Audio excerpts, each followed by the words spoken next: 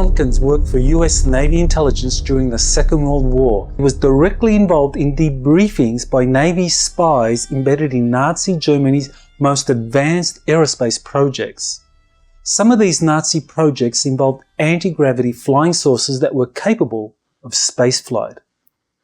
Tompkins' job was to design intelligence briefing packets based on the Navy spies' debriefings and to then deliver these packages to leading US aerospace corporations, think tanks, and universities for study and evaluation. Tompkins' incredible story begins in 1941 when US naval intelligence learned about his flawlessly designed models of Navy ships he had seen at the Long Beach Naval Dockyards in California. He was 17 at the time. After the Navy learned about Tompkins' model ships, which displayed top-secret details of gun placements and other sensitive information, they interrogated both Tompkins and his father. When the Department of Naval Intelligence realized Tompkins possessed precocious ability to reproduce complex ship designs using his photographic memory, they quickly arranged for him to be recruited in the Navy service.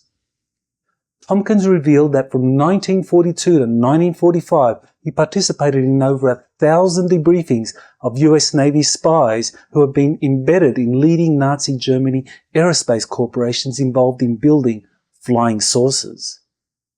Tompkins said that he served under Admiral Riccobarda, who was in charge of intelligence operations out of the Naval Air Station at San Diego, and 3 Navy captains who were specialists in different areas of naval aircraft design, engineering, and procurement. The following interview extract features Tompkins answering questions from Dr. Robert Wood and myself on the information he gained from the Navy operatives, the different corporations and think tanks he traveled to, and some of the aerospace technologies that were being secretly developed by the Nazis during the war. Tompkins begins the interview by describing the small office where the debriefings of the Navy spies took place at Naval Air Station San Diego.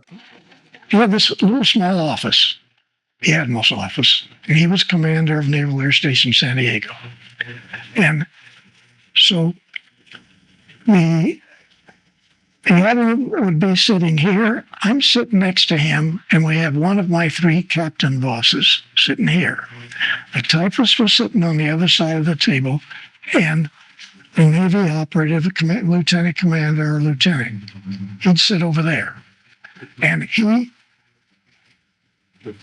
would lay out the information, some sketches, very few photographs, so it was almost all verbal, almost all.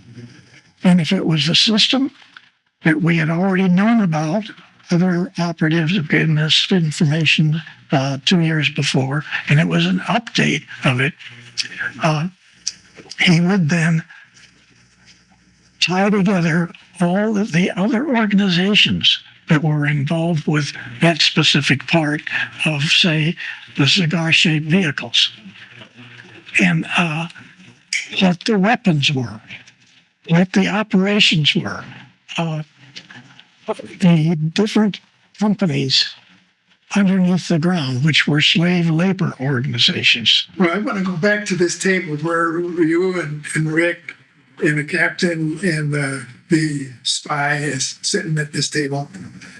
How many times did you get exposed to events like that? I mean, like, was it 10 or was it 1,000 or like 100? It's 4 years, right?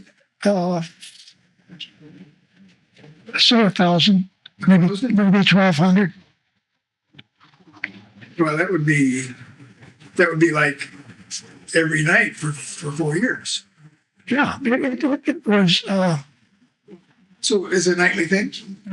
It was typically occurred day after day.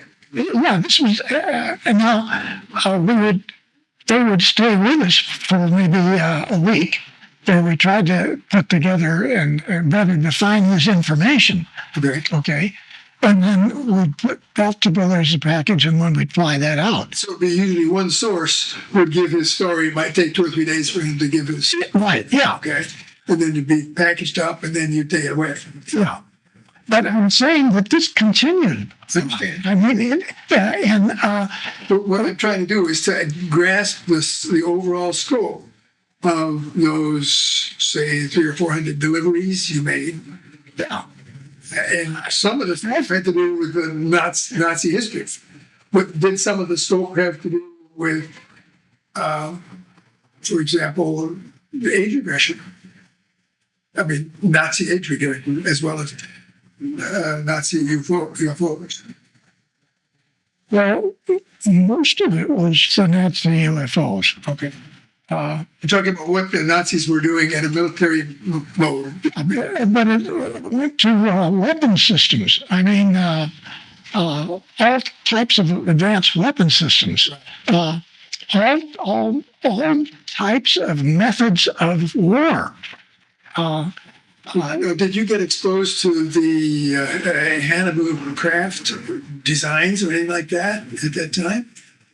From the I'm exposed to making sketches of some of the stuff that was actually there. But did you ever come across the term Hannibal as a description for various models of German anti-gravity vehicles? Oh. What's that? Is What about Vril? Did you ever come across Vril as a designation? Vril 1, Vril 2? yes, but I remember the stuff that we got was the wording is in English, okay? Some of the documents that we got, of course, were in German. But we didn't get so much of the documents. It was mostly verbal, and it was saying in his interpretation. That was another thing, because I remember the admiral wanted one of the guys to go check so and so. I want you back over there. I want you back here next month. And then there's updates to the information. And so some of the stuff that was in German, we had another group of people who converted it to English. And so you're working with information that you don't have background on. And so what you're trying to do is put enough of it together that, say, Lockheed could take that information and develop it, interpret it, and come up with something that could possibly be used. And when I said that many, remember, I went back to all of these facilities sometimes 6 or 7 times with updated information that we got, because 3 years after they said it before, the whole thing is now, it's been developed, and now it's this, and that. So do you remember what kind of material you took to the different places? In other words, JPL, the Caltech was called then, right? Yeah. JPL.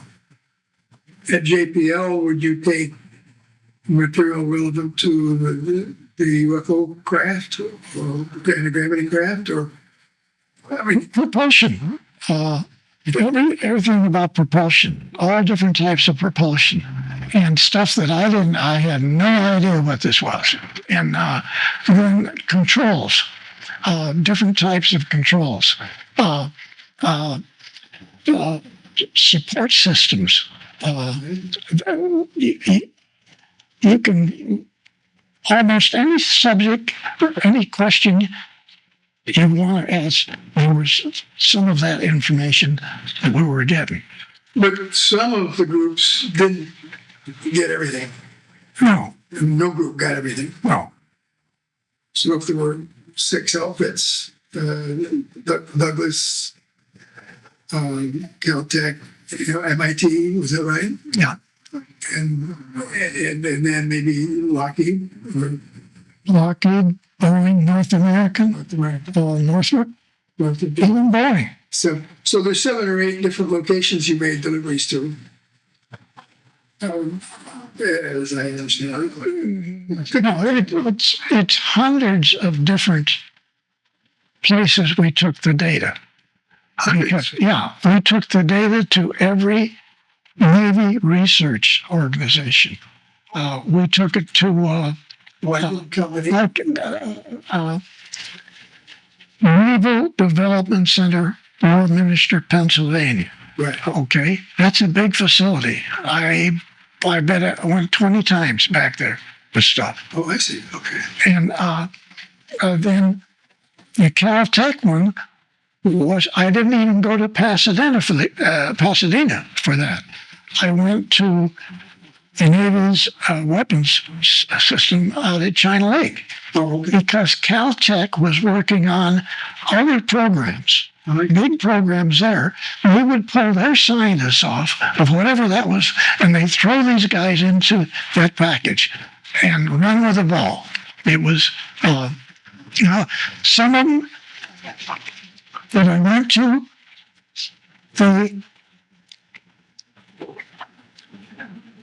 they wouldn't let me disseminate the information.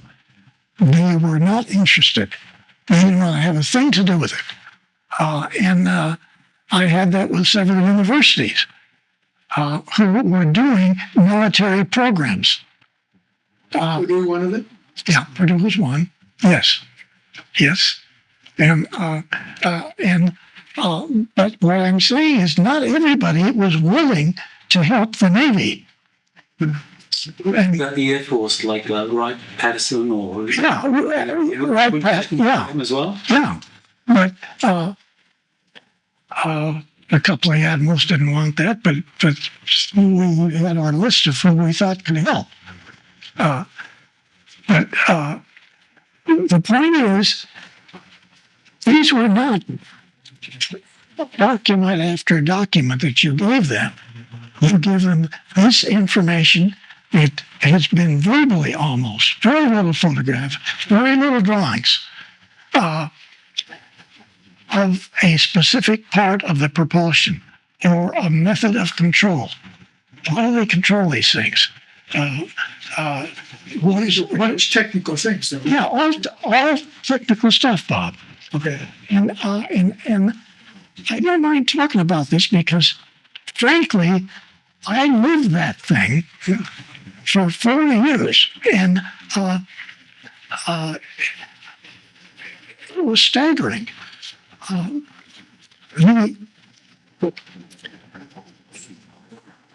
The German titles for stuff was a problem, so we had interpreters there. It would help us put the package together to say to take the Douglas. Okay? And so there's the misinterpretations and the stuff is not done right. All that's part of it. You don't get some nice good package. And so packages were taken to places that were insufficient information.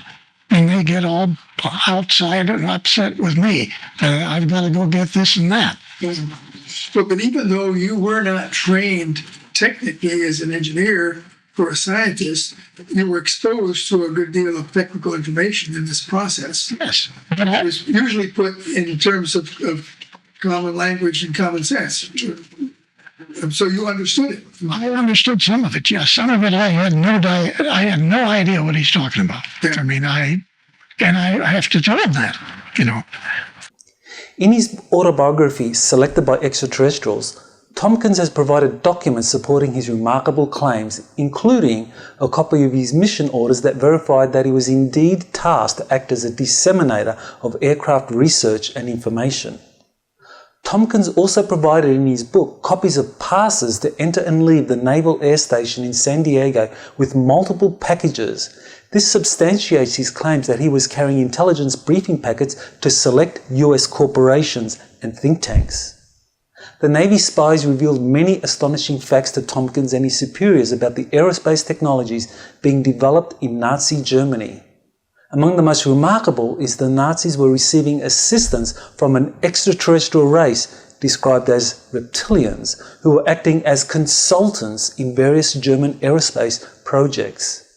In an exclusive interview with XO News TV conducted in San Diego on February 25th, Tompkins for the first time revealed publicly the role of reptilian extraterrestrials in Nazi projects. The following interview extract features Tompkins answering questions from Dr. Robert Wood and myself.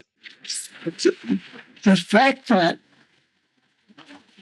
the Germans were given this information from the reptilians, set up the program, they signed a program to support Germany, and they're giving Germany UFOs. Was that alleged fact in any of the briefings that you delivered?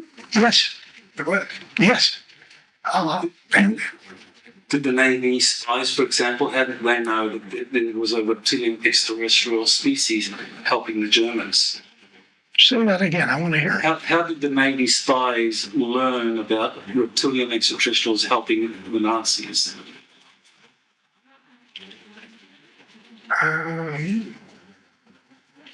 Did they see reptilians, or did they read briefing documents? Did they just hear kind of chatter amongst German scientists about reptilians? How did they learn about that? Okay. Good question. The SS had many separate classified meetings, get-togethers, whatever. And they formed an organization, a little bit like signing this thing over here when we first started talking with Russ, okay? And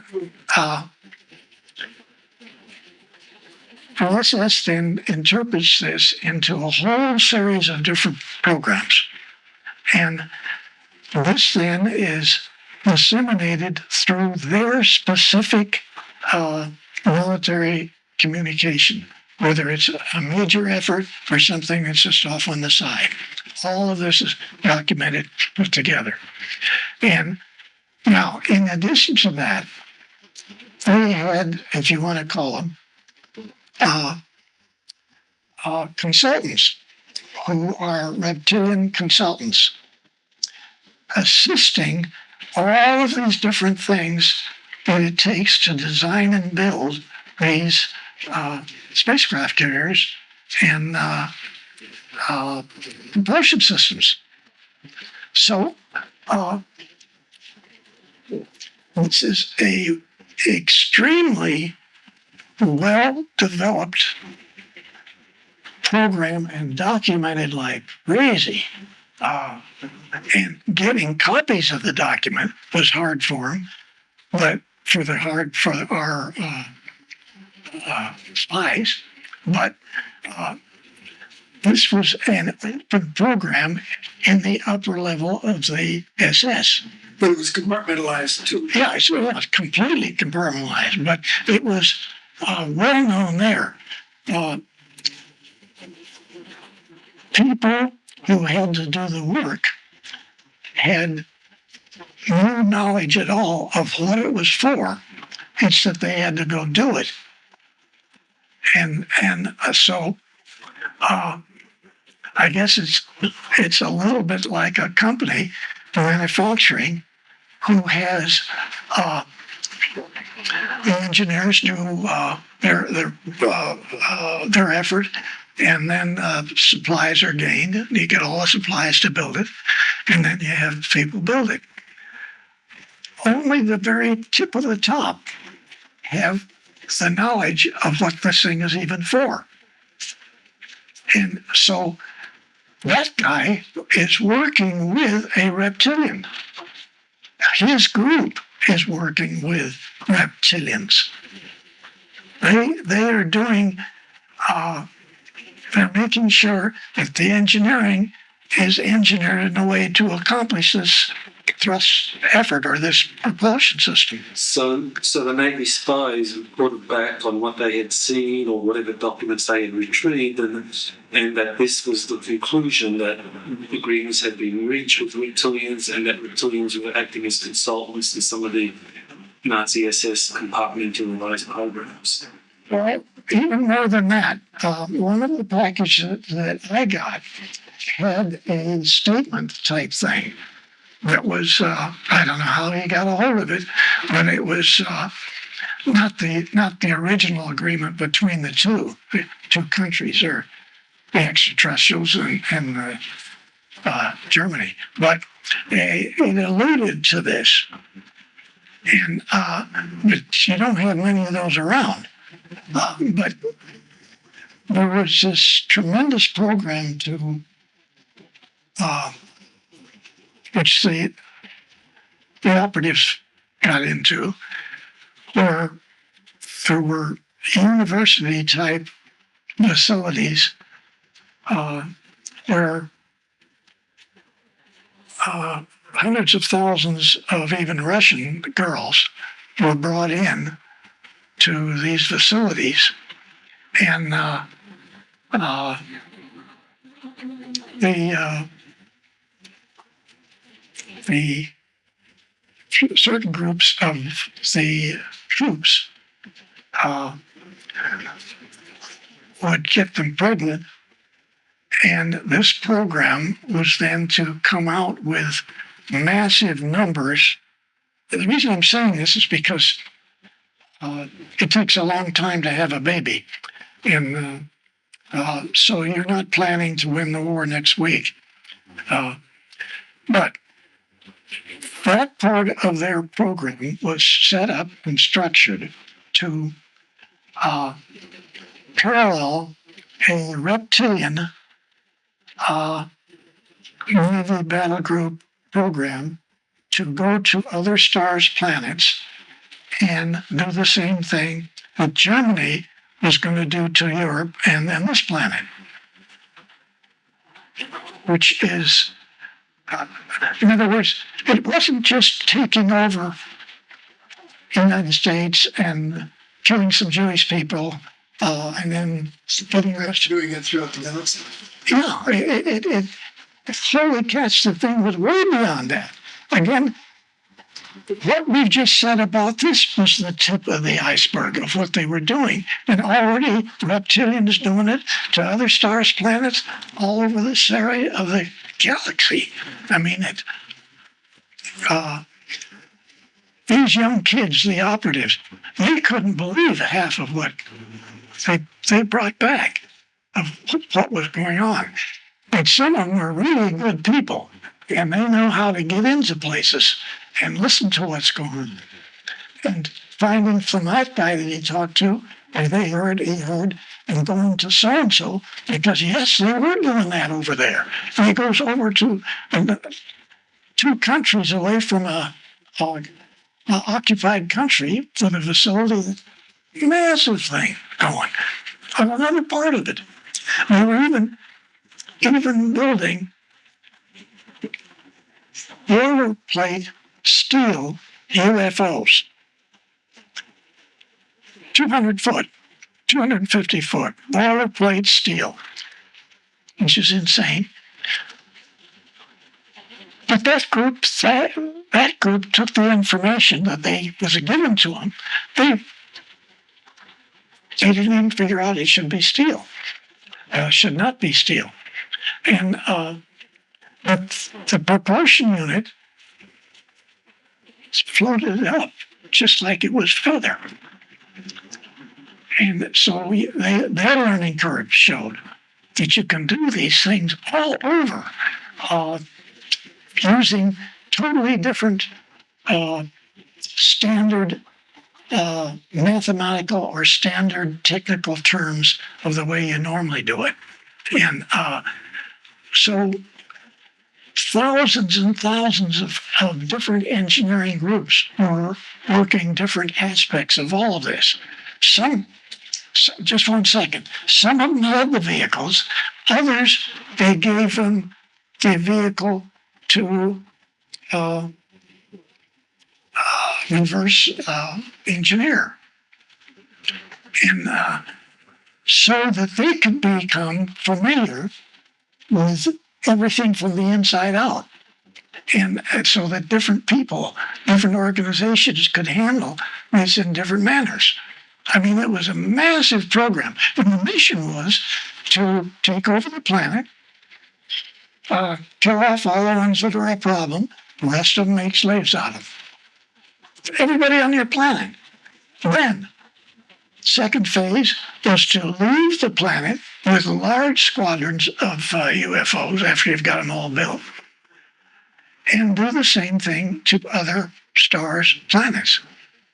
That's the German aim. Now, in the last episode, we learned about Tompkins' astonishing claim that the Nazis were receiving assistance from an extraterrestrial race described as Reptilians, who were acting as consultants in various German aerospace projects. In this episode, we learn about how the Reptilians helped the Nazis locate large caverns in Antarctica, which would be used as bases for the Nazis' most advanced aerospace programs that were being assisted by Reptilian consultants. According to Tompkins, the US Navy learned from spies embedded in Nazi Germany that the Nazis used these hidden Antarctic bases to launch space missions to the Moon, other planets in our solar system, and most remarkably to distant interstellar locations. The following interview extract features the Tompkins answering questions from Dr. Robert Wood and myself on Germany's secret space program in Antarctica. The Navy spies talk about the Nazis landing on the Moon, landing on Mars. Oh, it's not just the operatives found this data and they bring it back to the admiral's secret office at the top of that building. You can see the building from down on the land over at North Island. And these fellas were all over the occupied area in Germany. And they found all of this equipment. They found the program for extended life. That wasn't really an extended life. It was a life program that the extraterrestrials were already doing. So the Nazis had it, you say? Yeah. Okay. And so it was no big deal at all. The move from Germany to Antarctica was in operation in 1934, way before the war started. In fact, some of the stuff went down in 1913. Large portions of equipment were sent down there, but right next to them were 3 tremendous-sized caverns, which the Reptilians had. Not Gray's Reptilians. Germany got 2 more, but they were about 1/10 the size of the big Reptilians. So they were able to bring the supplies down, mostly by submarine. They built these fat submarines. There's a regular class that they built, so they could ship all this stuff down. And they were shipping stuff down right after the turn of the century. I mean, whether they had convinced themselves that they didn't care, or they weren't interested in the war, whoever it was, like the Naval Society, they had almost 90% of everything that it takes to build extraterrestrial vehicles, whether they're saucers or cigars. They had that down to Antarctica by 1932. Some of it was gone down. And not the main programs, but they had copies of everything that was necessary to build these. They were building them in production all over the occupied countries, underground production facility with slave labor. And the Germans didn't know anything about it. The German population didn't know anything about this. It was all classified. Were they building the UFOs in Germany or in Antarctica? Well, the people in Germany knew nothing about it. Antarctica knew everything. But where were the UFOs, were anti-gravity craft being built? In Germany? They built the prototypes in Germany. They built 3 prototype vehicles, okay, which is actually something ready for production in Antarctica. They put the stuff in production in the countries all over Germany, and they continued to build similar vehicles in Antarctica. Now, the question was asked, will they ever get to the moon? You see it in some way. It was well known that the Germans had numbers of vehicles that flew out and came back. One of the first ones, they got in trouble and they crashed and the whole group died. But that was almost all coming from Antarctica because they were, way before 4 years before the war ended, they were always moving all this stuff out. And so the flights, almost everything came from Antarctica with the same people. So during the war years, from Antarctica, the Germans were basically launching these craft, and the moon was one of many destinations they tried. Yes.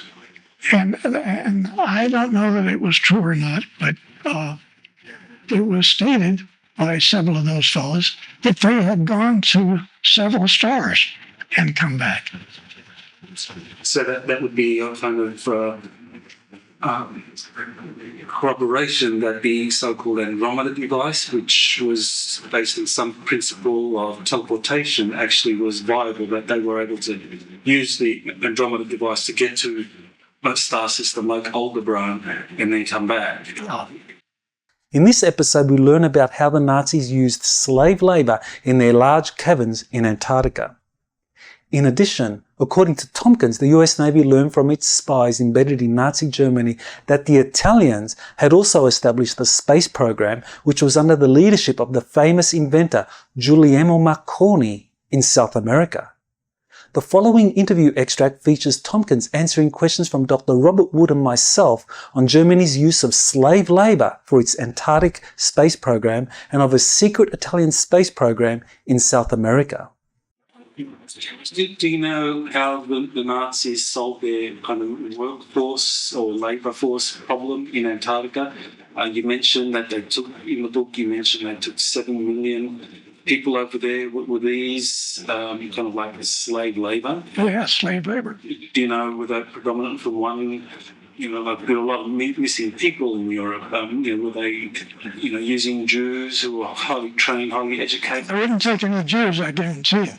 But yes, they were bringing people from all over. Many of the northern countries, Denmark, Sweden, Norway, that group, that was real close to the Germans. And what about the Japanese? Were the Japanese? There were some Japanese, and they did work on vehicles. But that was always a problem because I never worked with them, but I know that they had them there too. But were the Italians, the fascists, also part of this Nazi space program effort in Antarctica? In Antarctica? Or in Europe and Antarctica, were Mussolini's engineers, scientists also helping the Nazis develop these technologies? Well, there was actually a completely separate program from Hitler. You had the regular agreement, but then there was one group who were tied with, and I can't remember what's the girl's name that? Maria Osich.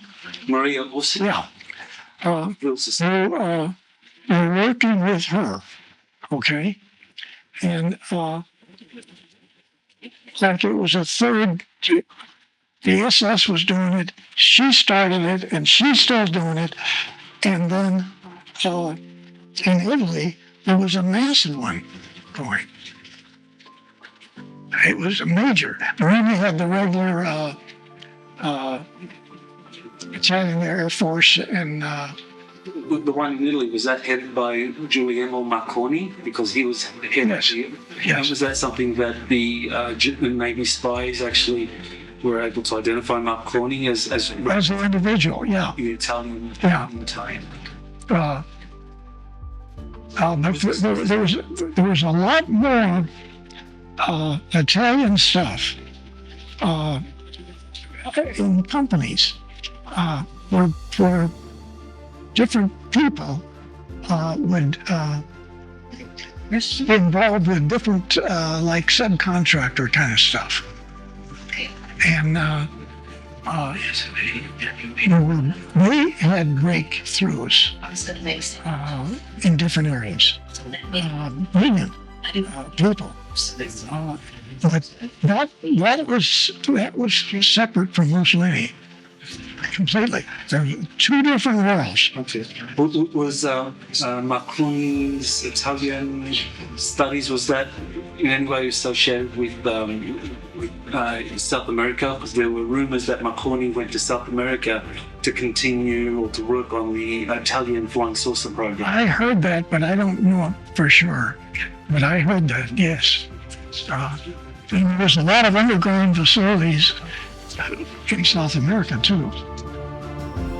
You have been listening to Exopolitics Today with Dr. Michael Salla. Please remember to like, share, and subscribe to this channel.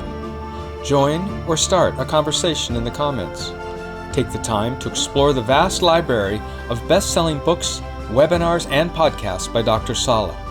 Visit exopoliticstoday.com.